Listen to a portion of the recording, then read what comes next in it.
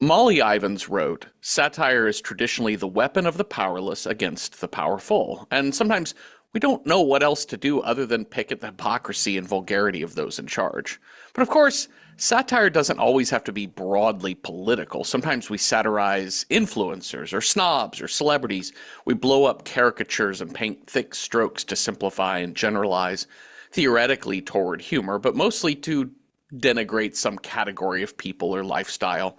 Satire is incapable of subtlety. It's just a way to laugh at something we don't like and maybe hopefully see it in a new light. Like, take Bill Hader's SNL character Stefan, which is a send-up of New York City club culture, early aughts metrosexual hipster elitism and art fuckery. I veer a bit more towards maybe this type of satire because it's character-based, meaning there's minimal but some depth to the character that makes them enjoyable, even if we might not want to be around a real life version of them. Of course, longer form satires like Office Space, The Player, or Doctor Strangelove develop rich characters with compelling arcs and complex motives. These movies hilariously take a scalpel to monolithic concepts like corporate America, Hollywood, or the military industrial complex. These satires are broad, but also precise in their critique. But while the scalpel of some satires is about dissection and analysis, there's also the baseball bat and pinata approach. A movie like Sorry to Bother You comes to mind here, or a movie we recently covered a few months back, Dr. Caligari, and especially this week's film, Flesh for Frankenstein, also released as Andy Warhol's Frankenstein. The satire in these films is specific at points, but hold on, I lost my thing. The satire in these films is specific at points, but the creator is blindfolded and spun around and instructed to swing wildly at it. If successful, the satirical target will burst open with bright colors and sweet candies and maybe organ meat. I think Flesh for Frankenstein is a send-up of hedonism, of the sexual revolution. Also, there's eugenics and nationalism mixed in, but the movie questions humans' understanding of the culture they wield. Sure, there is medical and scientific advancement, but at what cost? Sure, we are all in the mid-20th century freeing our bodies sexually, but at what cost? But at what cost feels like this movie's ultimate message, which I don't personally find that interesting, but what I do find interesting are organ meats, private parts, and Udo Kier. Hi, Cecil. Hi, Jeffrey. What's your favorite body organ? What's my favorite organ? Uh-huh. Oh, no. I mean, the brain is a pretty good one, The brain right? is dope. Yeah. It's so mysterious. And it's like electricity. Like Yeah. it runs on electricity. Oh my God. Yeah. True hybrid. Yeah, absolutely. That's pretty good. That's pretty good. The brain is mysterious and powerful. I like that a lot. I've always just aesthetically liked the kidneys. Oh, okay. I think, kidneys and lungs are really fascinating because of their symmetry, Sure. which is really fascinating. But something about the kidneys, just the bean shape, I think is Yeah. adorable. Also, a lovely color as well. Yeah, that's right. That's right. And they help us pee. Hmm. So thanks, kidneys. Yeah. We did get some inflatable lungs We in this week's did. film. We did. I like It the little lung heart butterfly thing that we get to see. what that did for the movie? Unknown. Unknown. I'm gonna pause for this will be edited out of the podcast, but left in YouTube. I have a child trying to climb Oh, my rug, soundproofing on the wall. oh Say hello, no. Robert. You need to make a little shelf, like a little kitty shelf, so that way you can be at your desk and he can feel like he's doing something too. I do need to do that. I got to figure out how to distract him from wanting to climb on me during Hmm. podcasting. Uh, yes, we do get the lungs and heart little butterfly thing. Not Yeah. sure what it was doing, but Who it belonged to? what we'll do with it. No. Uh, yeah, what a wild movie. I was curious how horror-y this movie was going to be, although it Okay. definitely fits into the horror category. It's Frankenstein, it's mad scientist, Sure. and it is Yeah. lots of gloopy gloppy organs we bought at the Hmm. butcher. Hmm. But a bunch of cow meat that we're just Yeah. slopping, or pig meat that we're slopping around. We get a pretty awesome beheading Oh, yes, we do. Very stylized. I loved the Yeah. beheading. And it's Andy Warhol, who I'm Is not it though? entirely sure what he did for this Nothing. movie. I looked it up. Apparently, he was like, "Yeah, you can use my name," and he came to visit the set like once or twice. Actually, I don't even know if he visited the set. He like came during the editing process. That's hilarious to But me. it's Andy Warhol. He was like, "I don't fucking care. Yeah. Yes, attach my name to this thing. I have nothing to do with. Sure, why not?" It does have like a bit of a it does have a bit of a spirit of that kind of like countercultural sexual revolution era Yes. that Studio 54 represented and that Andy Warhol sort of represented as well. There's definitely the beautiful people sort of Yes. aspect to Yeah. it as well. The beautiful men, the beautiful women. Hmm. I know it's really fascinating. And then, of course, there's just this guy in whatever Serbian countryside we're living in. I don't know where this takes place, Who uh, knows? but he's Well, full on. Serbia. Yeah, I guess Serbia because I they're just like, his name is Nicholas, but he is uh-huh. Nicky. He is He's from full New York. straight out of Jersey. Yeah. Also the same thing with the director. Like, when we said last week, we were like, is this a Euro film? And I was like, oh, this Italian director had nothing to do with it. So like this Oh, film has more people attached to it that had nothing to do with it than I've ever seen. that's so interesting. Also, this movie is Flesh for Frankenstein 3D. Oh, I did not know that. And apparently it was shown in 3D for like 2 minutes and never shown in 3D again. Well, that makes sense all the times that they're like holding like organ meats out toward the camera. Right. Or like when Udo Kier has those like hedge clippers for the Yes, beheading. Like I was like, okay, I can see the 3D happening here. of course. The rest of it is just like tits and dongs coming your way. Oh my God, so much organ, so much titty Hmm. in this movie. Um, th- I also kept thinking about how like sexual revolution overlapping with film is so interesting to me because it starts happening in the early 60s too, but like the 70s is where things got real wild Yeah. because Yeah. Yeah. Yeah. it started mainstreaming a little bit and we just became like almost like children. Like adults were like children fascinated with private parts. There's a woman Frankenstein, there's a woman monster and a man Hmm. monster, Yeah. but there's a moment where like Otto, the assistant, like they've used like gaff tape to tape a little diaper over each of their Yeah. private areas. But there's a moment where he peels it off, basically just exposes the woman's pubic hair and then kind of puts it back on. Hmm. And it really is like little kid being like, what are private parts? What are I these know. things? Like it's like finding a dirty magazine in the woods or something. My favorite moment with Otto is when they're trying to get the male monster and the female monster to mate, Uh-huh. and they peel back his little diaper thing, and Otto is just like trying to look and see, is like, is he got an erection? Yep. Is it working? Is it doing it? It's amazing. Well, starting with the beginning, we start with two children. Jeffrey, Hmm. what is up with these children? Y'all don't have kids. This is like Wednesday and Pugsley Adams have nothing Mm-mm. on these two kids. The way they look at each other is crazy to me. Like And the way they just kind of like psychically like yeah, understand each they're other. psychically linked. It's also the fact that they say not a single word throughout the Yes. entire film. Probably because English is not their language. Like Right. I think the little boy says no twice Uh-huh. in the entire film. But like silent children who are just sort of skulking around unsupervised, horrifying. Yes. This girl, the daughter, Monica Frankenstein. That's Monica. uh, Victoria Frankenstein. yep. The actor is Nicoletta Elmi, who we Okay. saw in two other movies. Oh, One was a movie, I think a couple years after this one. She's the little girl in Deep Red. I was going to say it's got to be Deep Red. Yeah.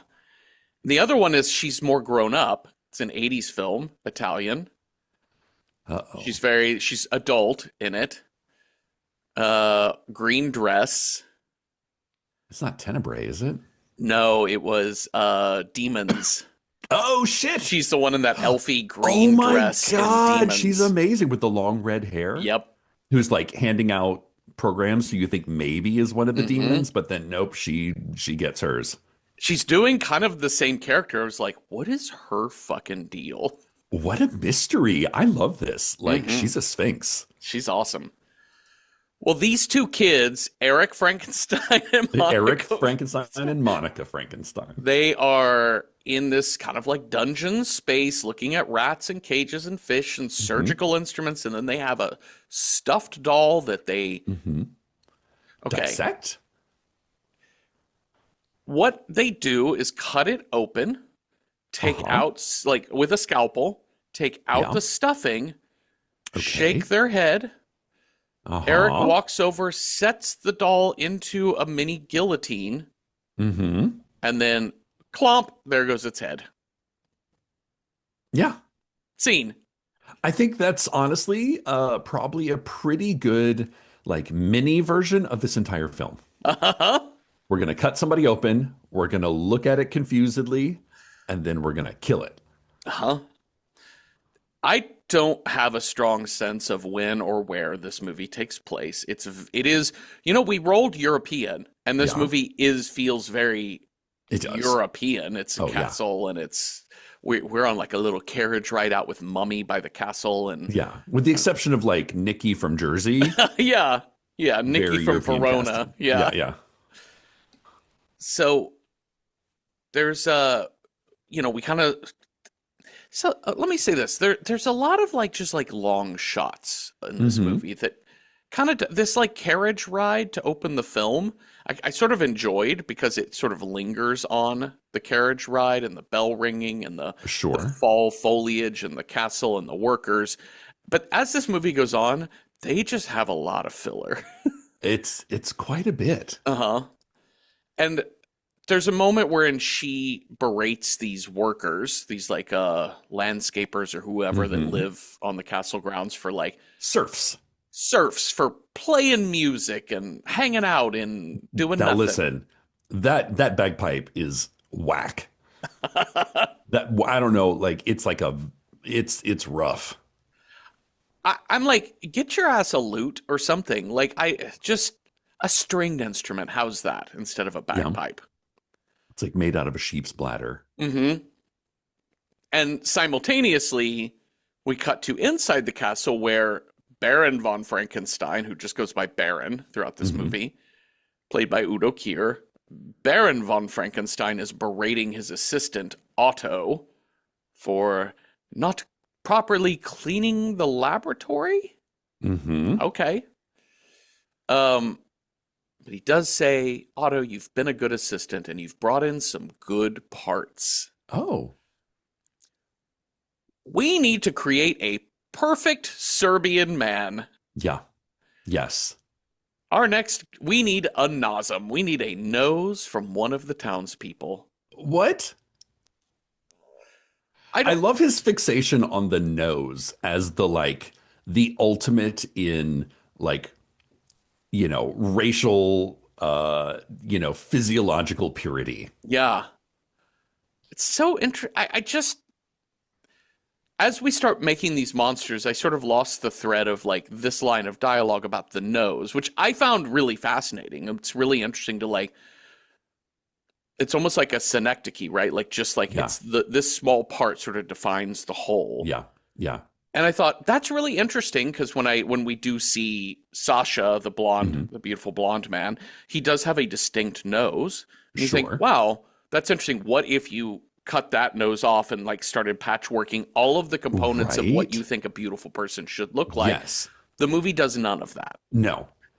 It's like he fixates on the nose, but really he just wants the whole head.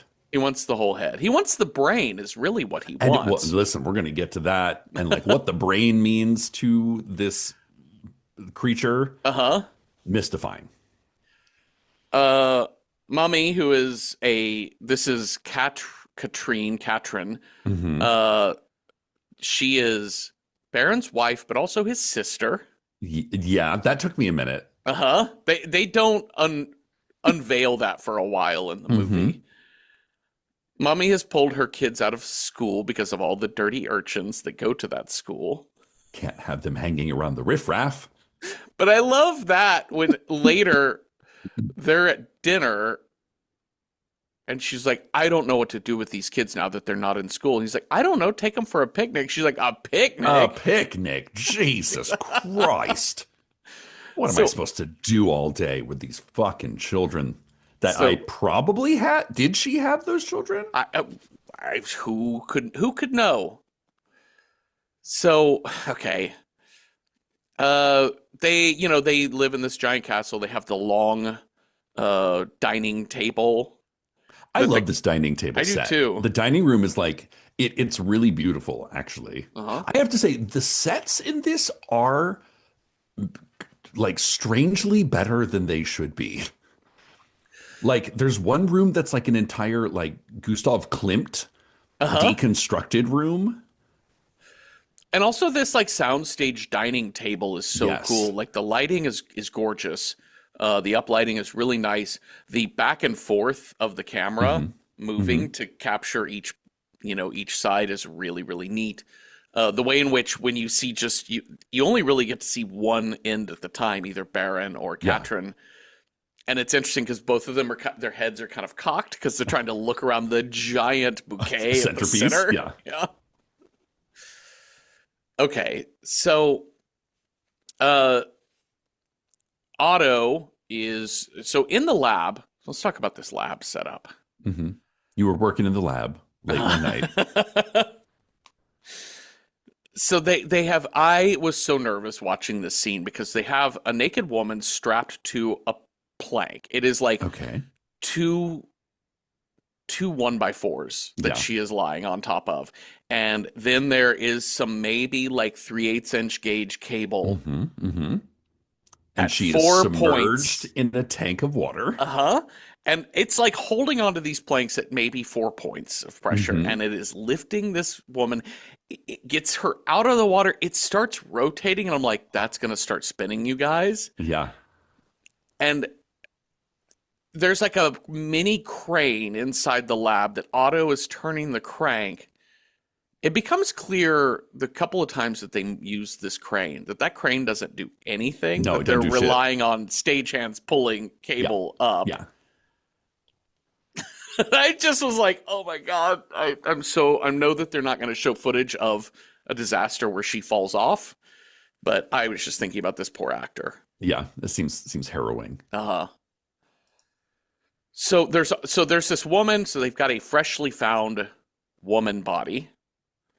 And then they've also got this body of a naked man on a table that has no head. No head. It's got a giant scar running down its torso. We learn that the liver and kidneys have already been removed. Which makes sense because Baron says, let's get rid of this useless drunk. And they toss the body.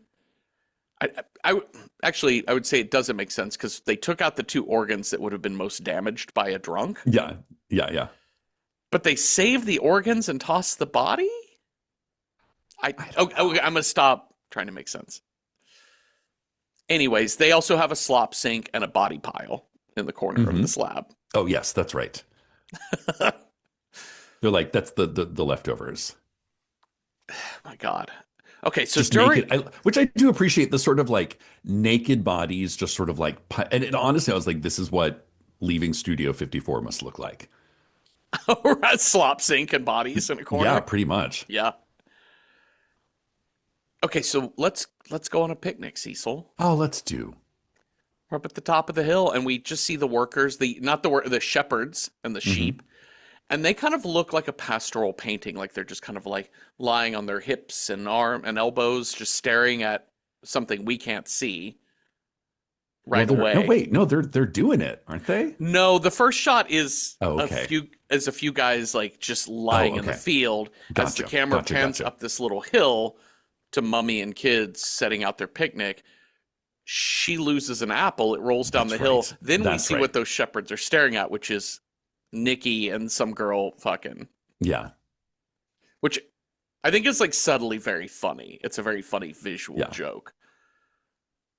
But she gets down there and is like, oh, How oh, dirty. You dirty, dirty animals.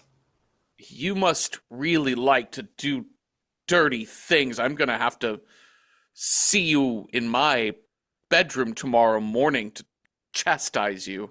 Report to my office. Does my husband know what you're doing on his property? So so that's Nikki. And also along with Nikki, there is uh we do have a Sasha. scene. Actually, there's a scene right before this with Nikki and Sasha. And Nikki is from Verona, New Hmm. Jersey, and Yep.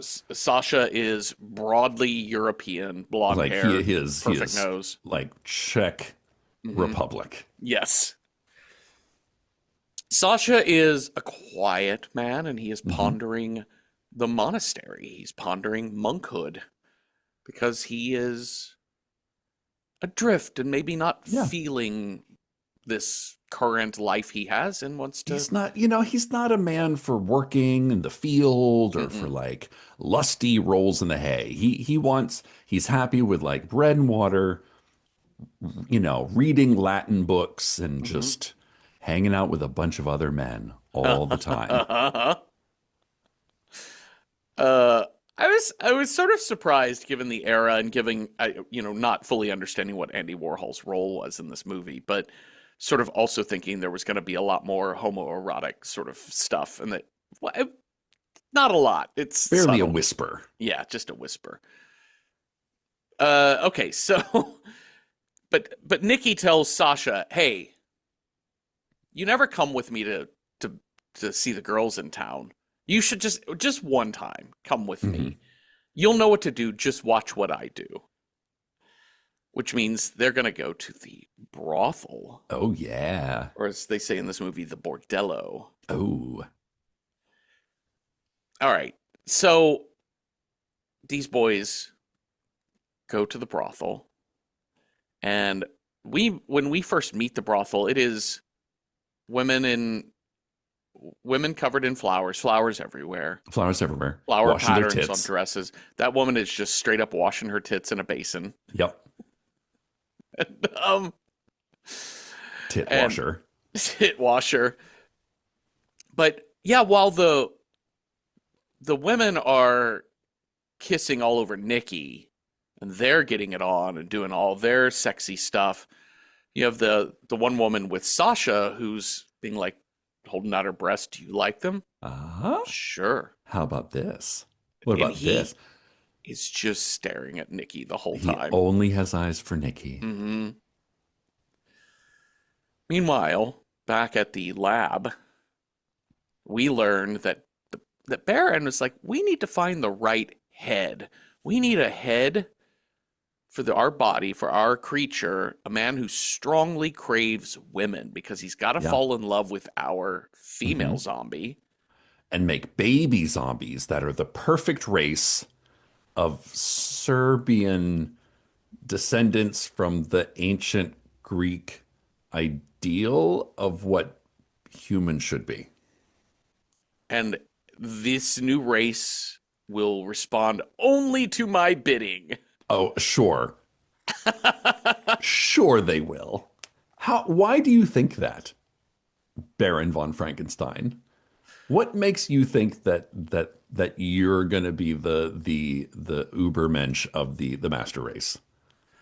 I love the kind of like repressed sexuality through line that happens in here, and I hate it as well, like how they handle it. But uh, it at least starts strong with Baron telling Otto that they're gonna have to go to or bordello. Hmm.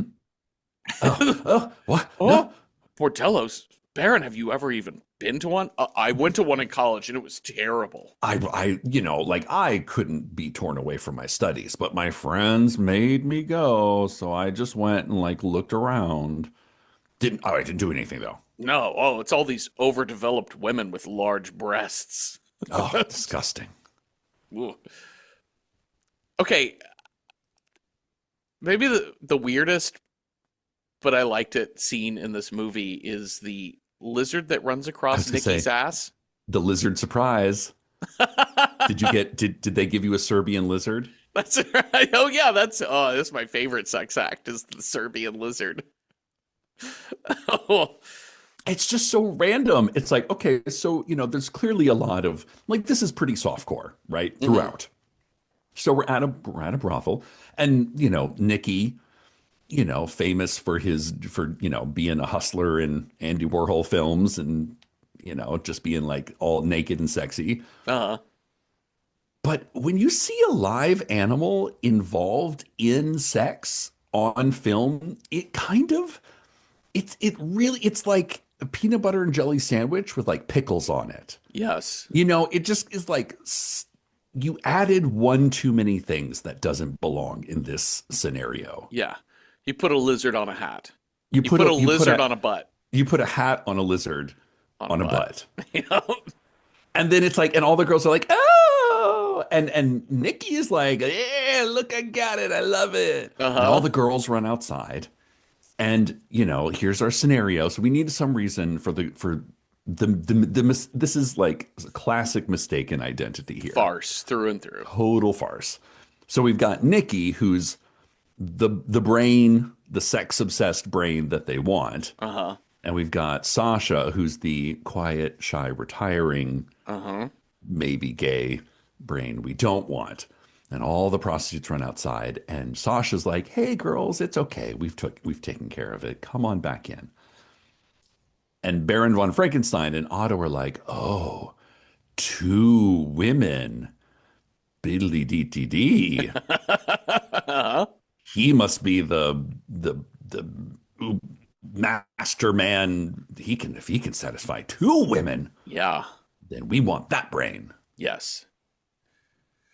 So they're gonna wait for them that night, and that night Sasha is helping a very drunk Nikki out Hmm. of the brothel to go back to the castle, and here comes Otto to bat Nikki over the head, knock him Like out cold. like full like Adam West Batman bonk. Yep. And then we see Baron with his giant gardening shears coming right at the camera, and then cut to not Sasha's head, but a simulacrum of Yes, something pretty robotic head. close. Yeah, Pretty close though. and we see this like it is like an animatronic head more than like Hmm. a rubber mask head that we see in a lot of these movies. It feels a little bit more showbiz pizza and Hmm. and a little bit less Tom Savini. Yeah. And he slices this head, blood every fucking where. They had so much fun with blood pouring in this movie. Oh yeah. Yeah. He holds up, Baron holds up the severed head of Sasha. Its eyes are moving around, which is funny. Hmm. And then blood is just pouring out of the base of the neck. Amazing. So good. All right. Well, we did it. We got the head for our body. However, what's acting is such an interesting and difficult challenge. For instance, here's the scenario. Yes.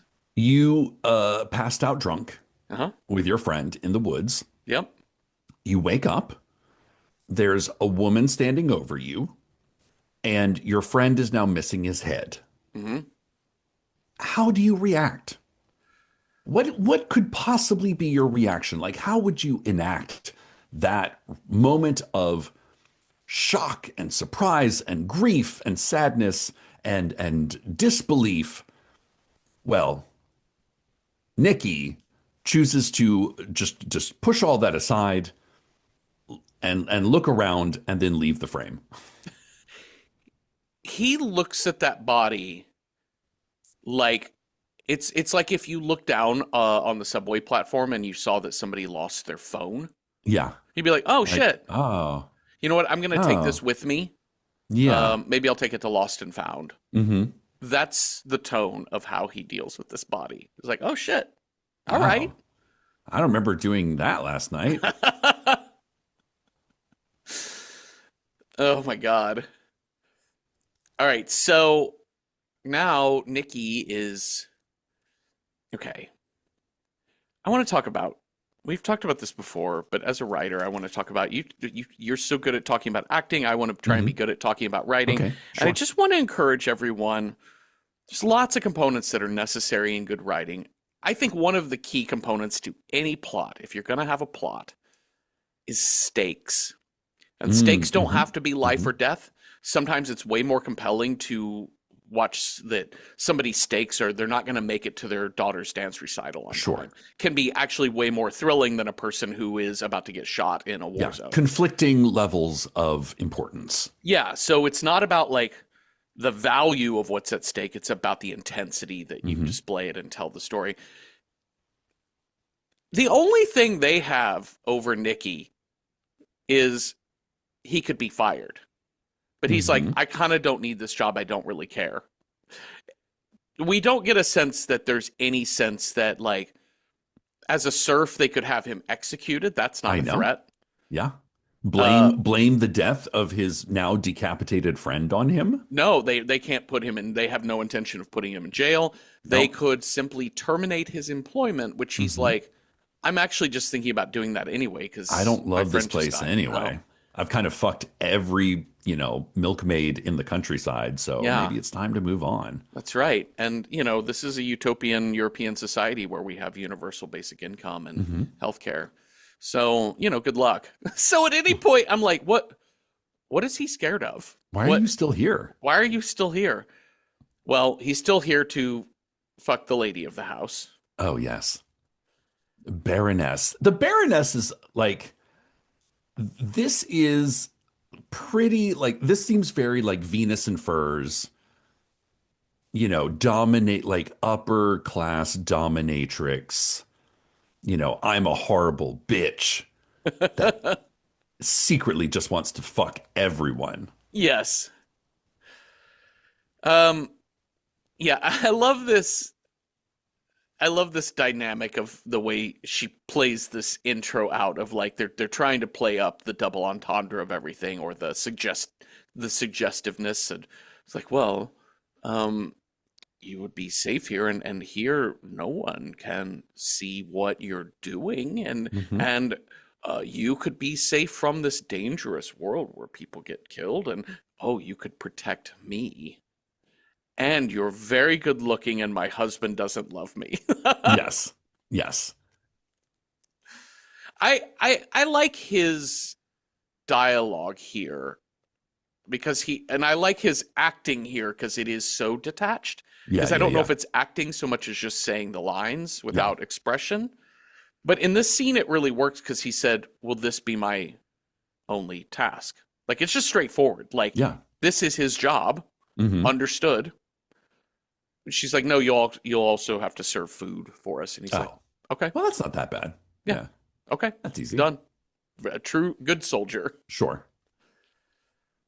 All right, let's talk about how Frankensteining bodies works. Yes, let's. Because now we're going to deal with what this woman's body is. Because Hmm. so, so there's a long lingering shot of Baron cutting open the giant stitches on her Hmm. chest. And it's gross. It's just a long shot of just like blood pouring everywhere and Yeah. Otto like picking it up with the like little Hmm. cotton ball on tweezers.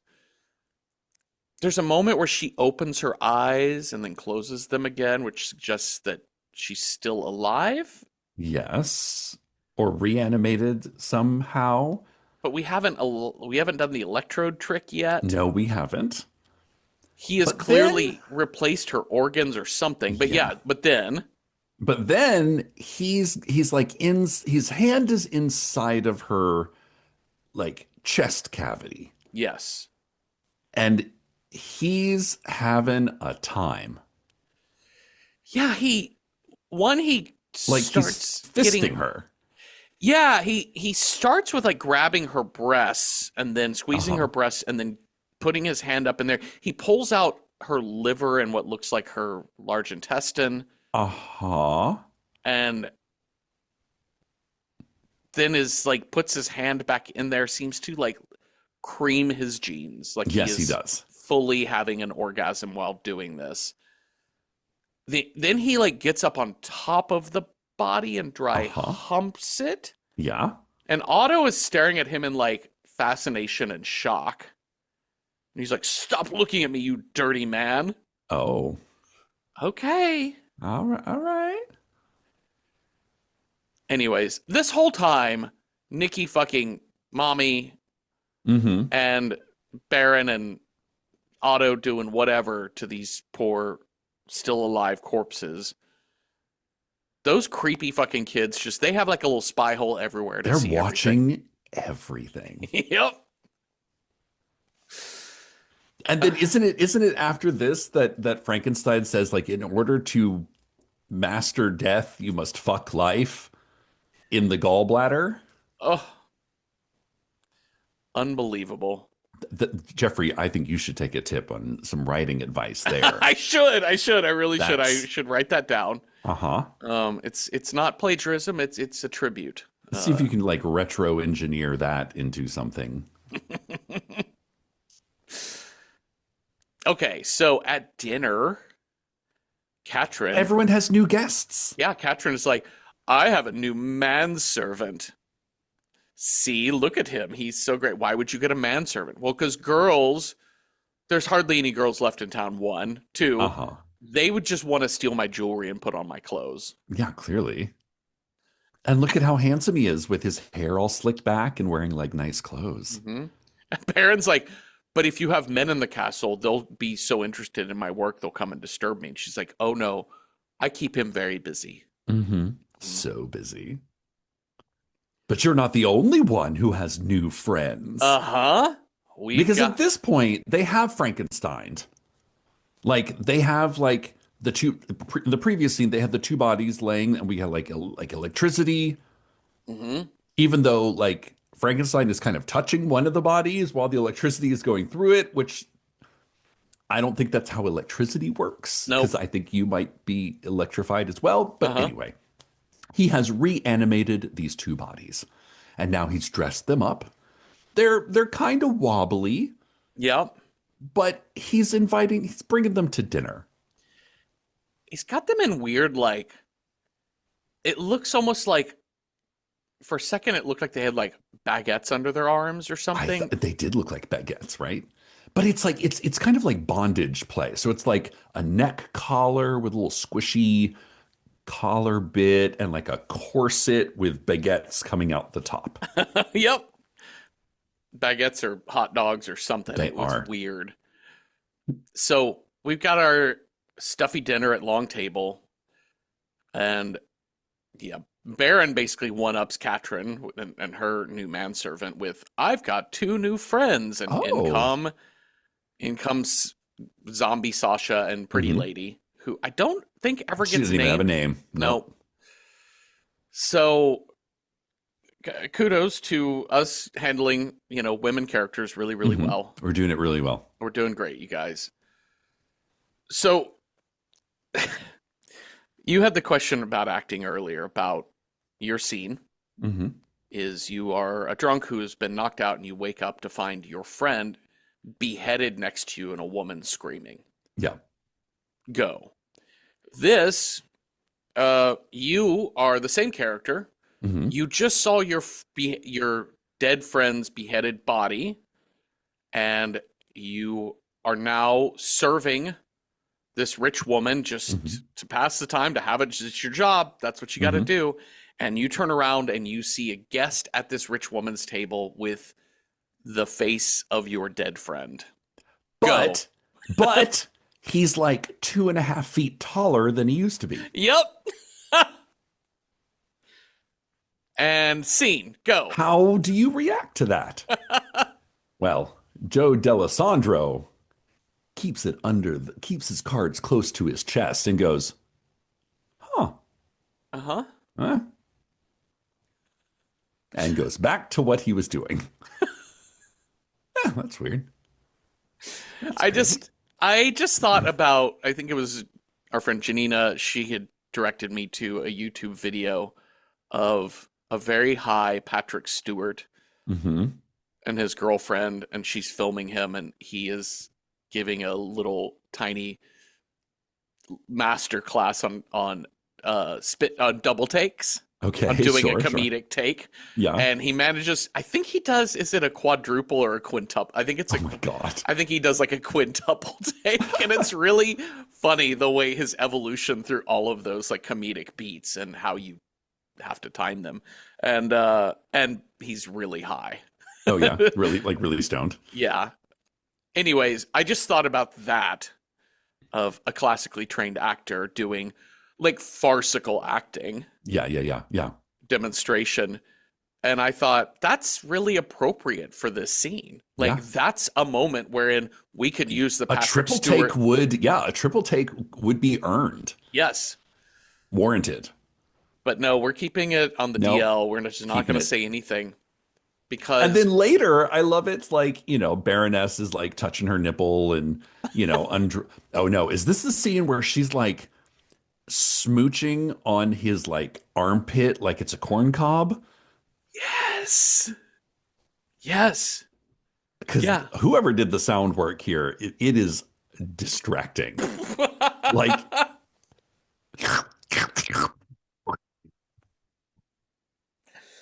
I just That's called the meanwhile, Manitoba Salt Lick. me, Nicholas is like unaffected, be like, you know what's kind of weird? My friend is here in the castle.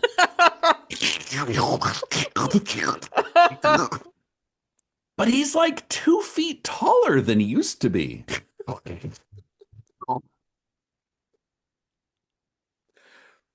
Do you find that weird too? uh, it's so it's so funny. It's so strange. The armpit licking is just wild to Listen, me. I love an armpit. Oh sure.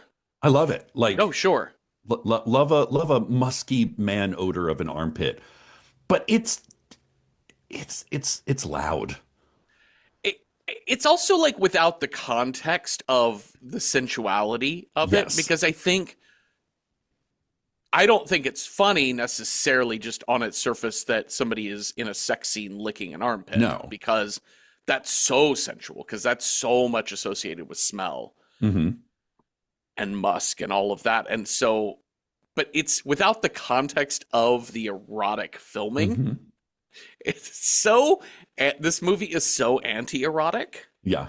And I think deliberately so. Like, I don't think they're trying to be erotic. I think they're I trying to feel like, be, yeah, it's like this movie comes out of like the sort of like hustler gay for pay kind of culture in which they're just bodies yeah, that rich people rent. So yeah, it doesn't matter if they're into it or not. They're just having a day. yeah, Meanwhile, somebody's slurping on your ribs like a fucking pulled pork platter. yeah. I mean, I think the thesis of this film, and I didn't write it out, so verbalizing it might be a little bit hard, but it makes sense in my head. But I think the thesis is about, it starts with the body, like it Yeah. starts with sensuality, and what happens when we don't understand our own bodies, our own sexual I was gonna say we beings. don't understand the brain. We Yeah, attach the wrong brain to the right body.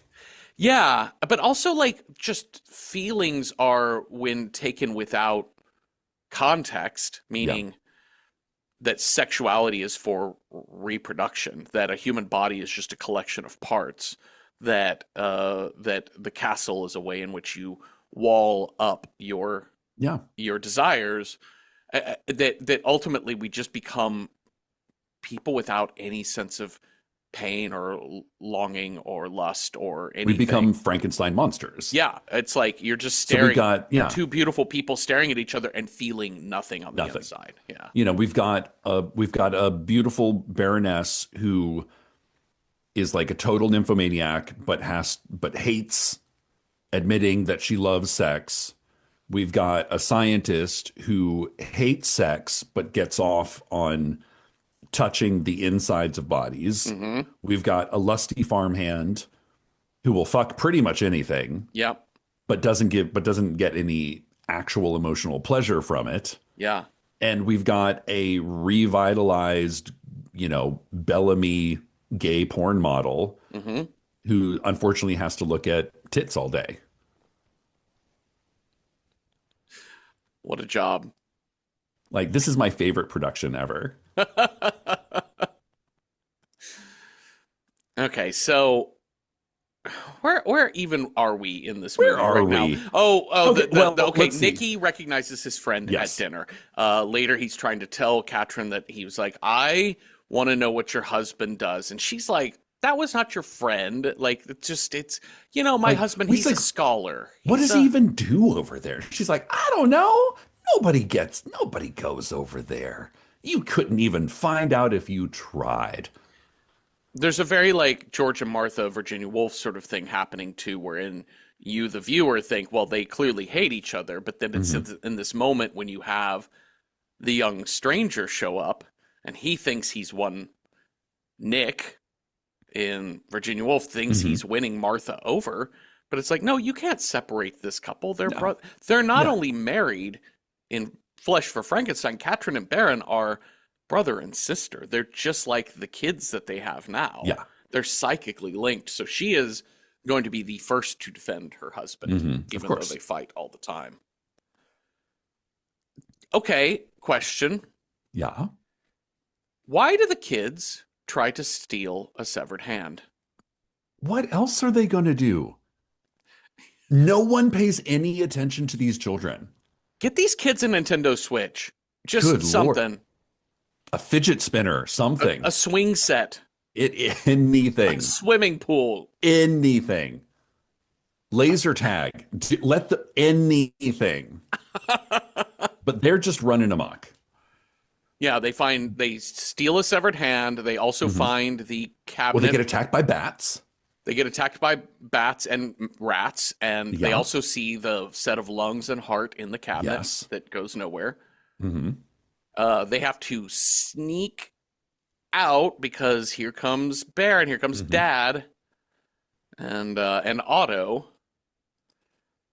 Baron is a little confused as to why the new man zombie was so interested in the new manservant, why he kept staring at him. And Otto's like, well, that guy looked familiar to me too. But I can't place it. Even though it was literally 24 hours ago. Yep. But you know what? Fuck that. Let's set these two kids up to make a master race. Okay, let's do this. It's the moment we've all been waiting for. I love it. He's even like, gosh, if only there was a way that we could like speed up the reproduction time, because I can't even wait 9 months to see what beautiful uber children that these couple is going to create. Now kiss. That scene is Kristen Schaal as a horse. Like that scene goes on for a while. He's like, now kiss. Now kiss. Touch each other. Kiss him. Touch each other. Go to him. Kiss. Kiss each other. Kiss him. Kiss him. And after a bit, you're like, okay. And then you're like, okay. All right. Okay, stop. Okay. Okay. That's like it's a dramatic arc. Yeah. Okay, so I already thought that the whole like let's assault a corpse earlier was bad and bad. Bad and you're like bad. I don't know what you mean. Like a confusing choice. The Olga, so Olga is the house servant. Yes. And she finds her way just inexplicably into the lab, even though it seems like the general rule is never go to the lab. Yes. But maybe she has to clean the lab, but she gets in there, sees the two naked zombie bodies on the table. She's like, what the fuck is he doing in here? Who am I working for?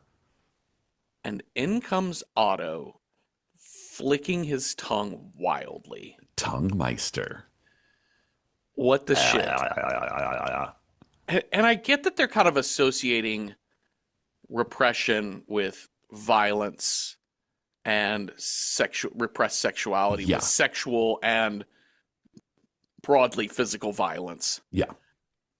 And yeah, he corners her, he chases her through the dungeon, corners her, is ostensibly looking for like a sexual attack on her. Yes. But what he ends up doing is normally the gesture that you're ripping open the bodice. But what he does is he rips open her entire fucking rib cage and organs fly out. And they just fall out. Yep.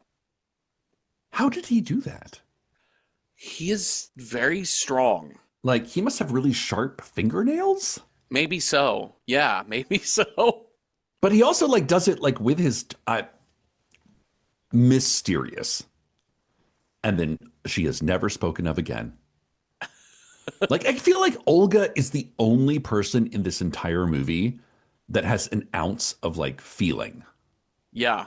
You know, because, like, I don't even know if she's in the movie up until this point. Like, maybe she's with the kid. I don't even know. Like, what does she do around here? Yeah. I don't know. I don't know. He exists only to get mutilated by Otto in this moment. And now that you've told me that this movie was intended for 3D. Oh, yes. Because the way the organs it's like undershot. Yeah, it's like shot from below and the organs kind of fall through a grate at the camera. Okay. Yes. Yes. And yes, that's again, she, unlike the female zombie, has a name. Hey. That's an improvement. But again, they really only serve the purpose of just being assaulted. Just being assaulted and being a body in like moving this doesn't even move a plot forward though. Like the female zombie at least is like she's part of the plot to accomplish something, but only getting murdered is the only thing we learn is that Otto is kind of like he is stuck in lust having to work for Frankenstein. Yes. Because in a minute he's going to do the exact same thing to the female monster. Yeah. And he's going to tongue her stitches open. Yep. And try and repeat what he saw his master doing, which is, you know, fist fucking her gallbladder. But he's going to try it and she's just going to like expire. Yeah, and okay, so wait, so we have to get somehow Nikki. This is after Nikki gets to. Nikki sneaks into the lab. With the help of the children. One of my favorite line readings of this film, which is, "Do you know how to get into the lab?" The children do not react. "We must hurry." They slowly walk upstairs.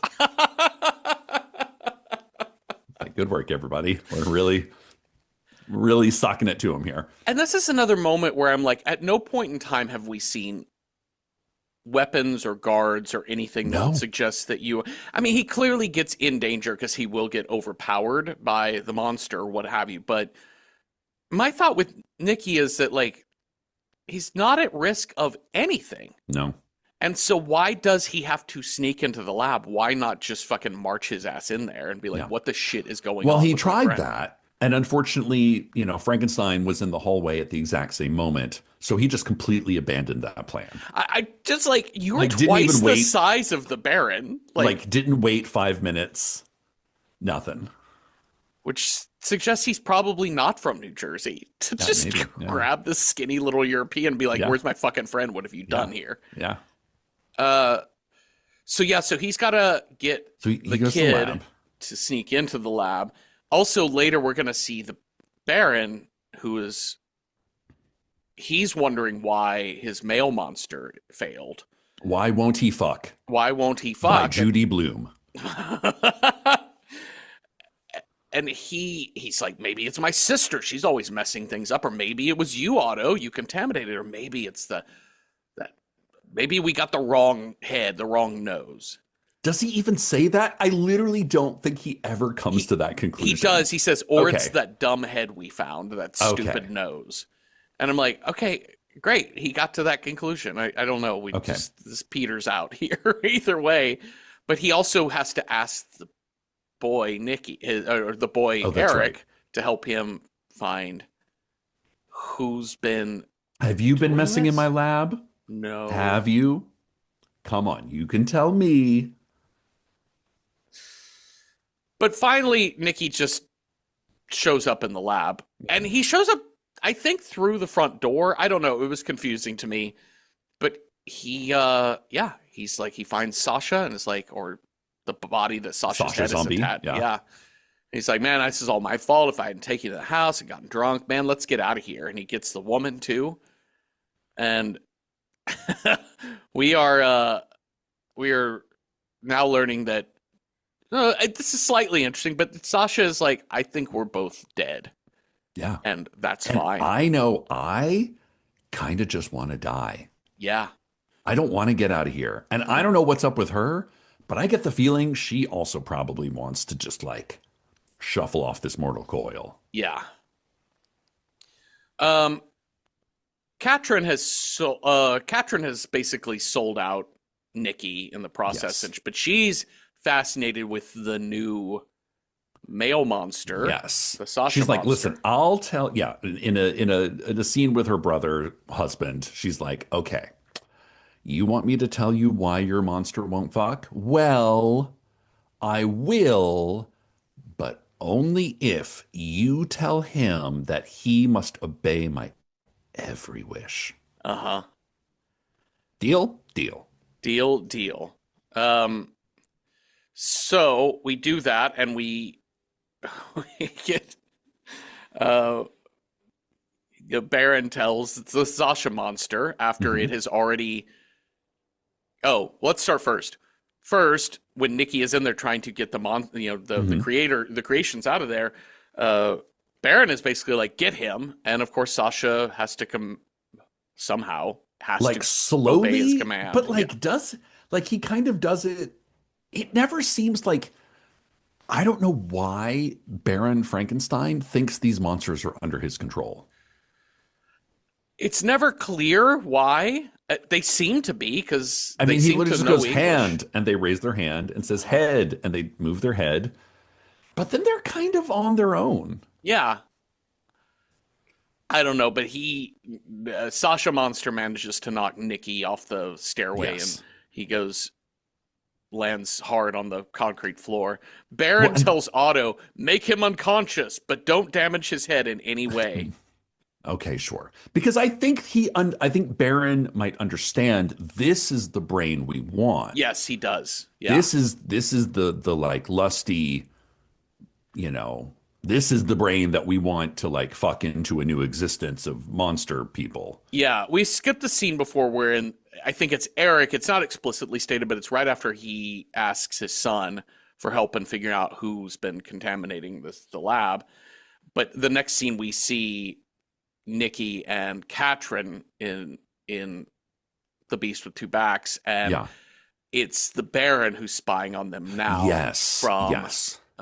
From the place that the kids were always spying Yeah. on them. So it's like, oh, this is the one. We That's want this the brain head. I need. Okay, Yeah. great. Well, Katrin is like, I want command over this new man beast you've made. And he's like, sure, listen to whatever she says. She's like, I just need 2 hours. Yep. And she's got to really, she's like, she's got to like tell him very specifically everything. Lower, bring your hand up, touch me, hold me close to you, hold me tighter. Take your shoes off. Sit on the bed. Squeeze me Sit tight. closer. Hold me close, No, not so close. softer, harder. Up here, down there, around the side. Squeeze me. Unbelievable. Not that tight. No, not that tight. And he crushes her ribs. Yep, she dead. Okay, so this is the point now where Nikki is totally in the evil scientist lab because he's hanging Yes. from the ceiling by his yep. wrists. Uh-huh.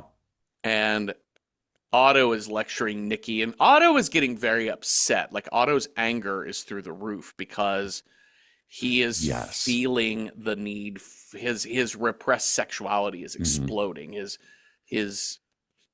incelness is getting out of control, Yeah, and yeah, his yeah, sense of like being like emasculated by Baron. Like, oh, I can do all of the things he can It's like, do. I've been cleaning up this dude's shit for so long. Uh-huh. I've seen him take bodies apart. I've seen him reanimate them. I could do this.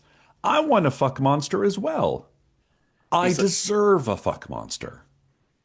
and it's and it he's like, I know how to do it. I'll show you. And he drags the female monster's body down and starts licking her wound. And Checks like out he her, even like you said yeah. it before, like he like takes off her little like her modesty diaper. Uh-huh. We see some bush, and then he just puts it right back up again. I, Like he is not interested in the sexual organ. He wants the gaping wound yes. in her like spleen area. Yeah.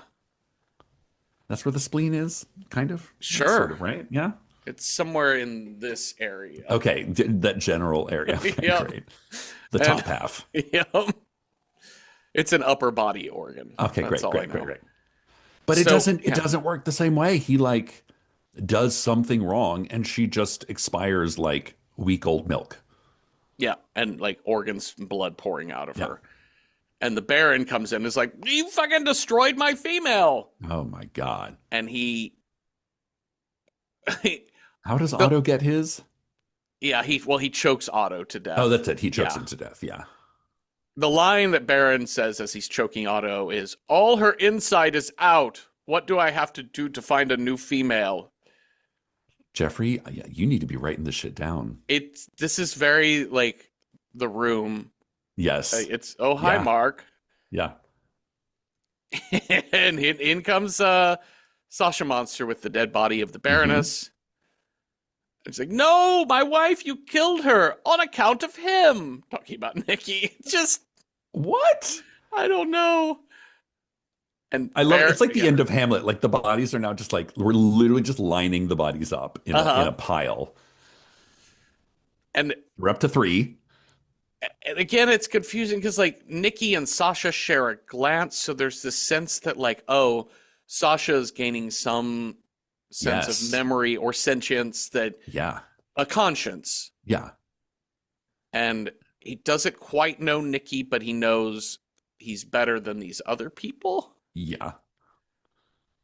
But then Sasha, I laughed so hard during the scene because like Sasha doesn't want to listen to Baron anymore, and Baron Yes. is like, fine, I'm gonna kill this man myself. Grabs a scalpel, advances on Nikki, but then Sasha like stabs him through the back with a harpoon. Yes. And then also like chops off his hand with a gate. Oh yeah, there's a chase scene. Yeah. Which then like Frankenstein tries to like literally just like try to put his hand back on again. Yep. Like why won't this tab enter this slot? Yep. But yes, but he gets stabbed with a pike. Yes. But what made me laugh so hard is this death monologue. Mm-hmm. Like, I just started typing. Uh-huh. And I mean, like, I cannot type that fast. And this is like 2 paragraphs long, his death monologue. It's like, you have put an end to my experiments, but my work will live on. People will see the things that I've done for the science. I just once had a laboratory and a dream. He will be proof of my genius. And I'm like, oh my God. And also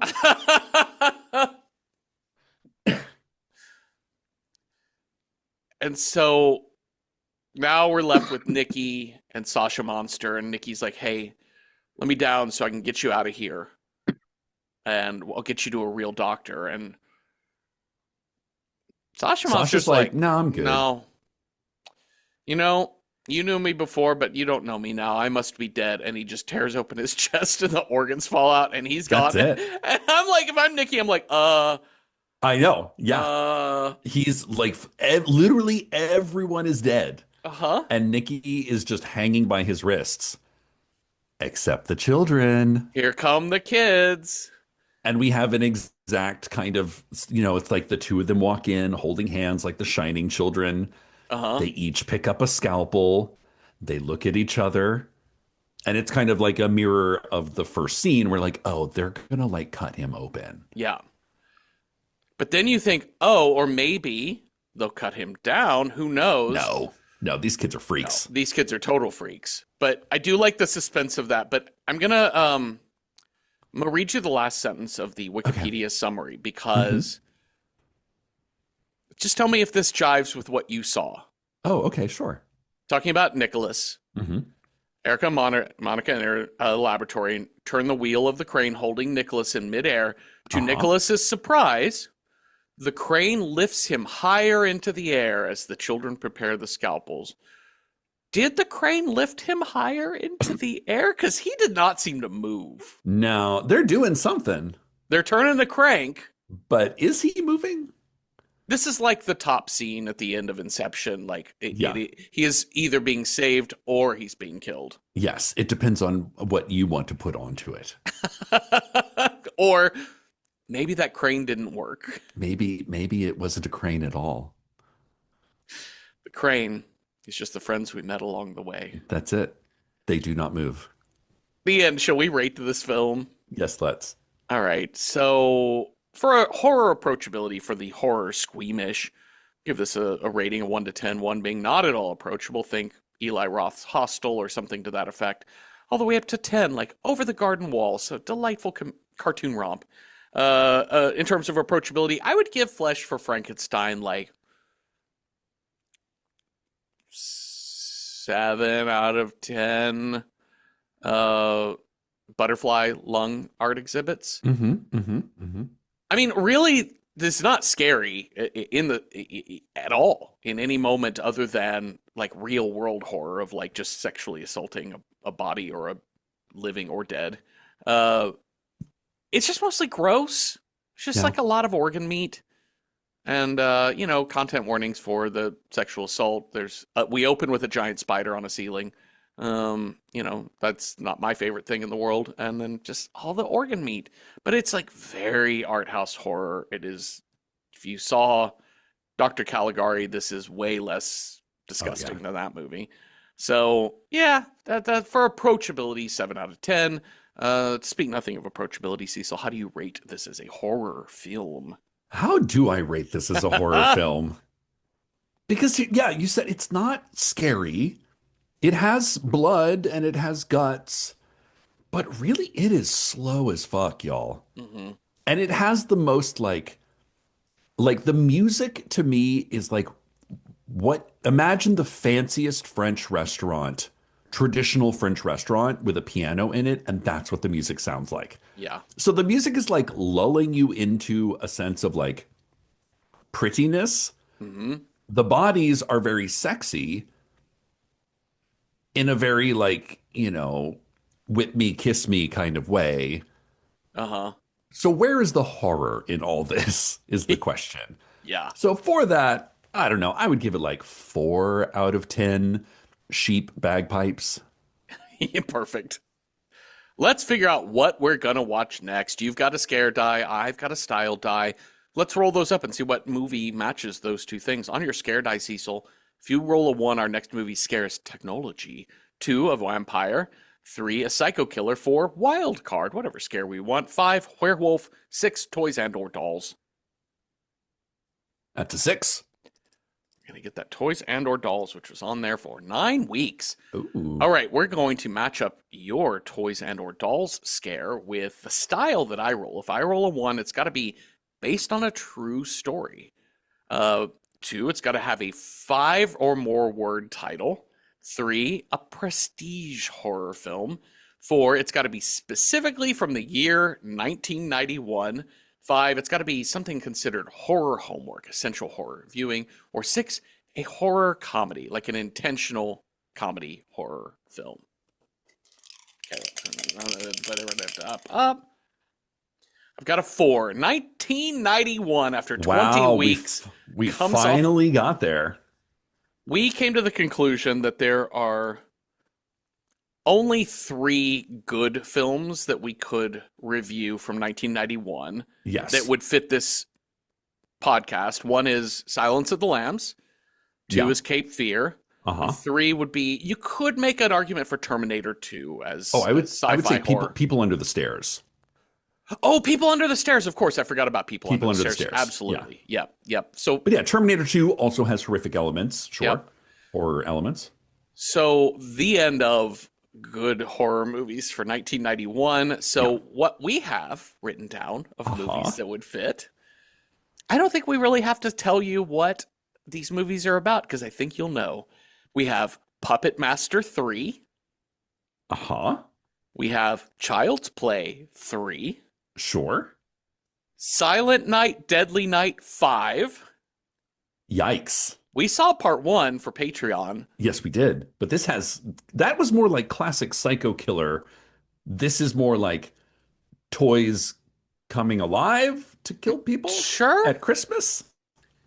And finally, we have Dolly Dearest, which Okay, Dolly Dearest I'm less familiar with. I have a sense of what it's probably about, Sure. but I've seen none of these movies.